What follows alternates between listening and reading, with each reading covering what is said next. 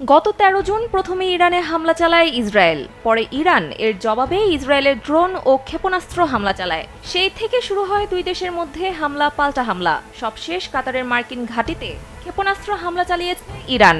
এখন ইরানের সঙ্গে এই চলমান সংঘাত দ্রুত শেষ করতে চায় ইসরায়েল, এমন বার্তা দিয়েছেন দেশটির শীর্ষ কর্মকর্তারা। তবে এই যুদ্ধবিরতির চূড়ান্ত সিদ্ধান্ত এখন ইরানের সর্বোচ্চ নেতা আয়াতুল্লাহ আলী খামেনির উপর নির্ভর করছে বলে জানিয়েছে ইসরায়েলি গণমাধ্যম মিডল ইস্ট মনিটর। ইসরায়েলি সরকারি সম্প্রচার সংস্থা ক্যানের বরাতে জানা যায়, তেল আবিব চাইছে আগামী কয়েকদিনের মধ্যেই সামরিক অভিযান শেষ করতে। এমনকি খামেনি সম্মত হলে আগামীকালই যুদ্ধবিরতির ঘোষণা আসতে পারে। ইসরায়েলি এক কর্মকর্তা বলেন, আমরা সংঘাত দীর্ঘায়িত করতে চাই না, আমাদের লক্ষ্য পূরণ প্রায় সম্পন্ন হয়েছে। যমুনা ইলেকট্রনিক্স ঈদে ডাবল খুশি অফার সিজন 3, যে কোনো পণ্য কিনলেই পাচ্ছেন নিশ্চিত ঈদ উপহার। তবে যদি খামেনি উত্তেজনা বাড়িয়ে তোলেন তাহলে যুদ্ধ আরো দীর্ঘ হতে পারে।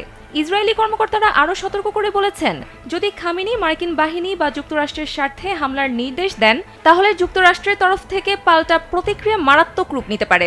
বিশ্লেষকদের মতে ইসরায়েলের এই বক্তব্য একটি কৌশলগত বার্তা, যার মাধ্যমে তেহরানের ওপর চাপ তৈরি করা হচ্ছে যুদ্ধ থেকে সরে আসার জন্য।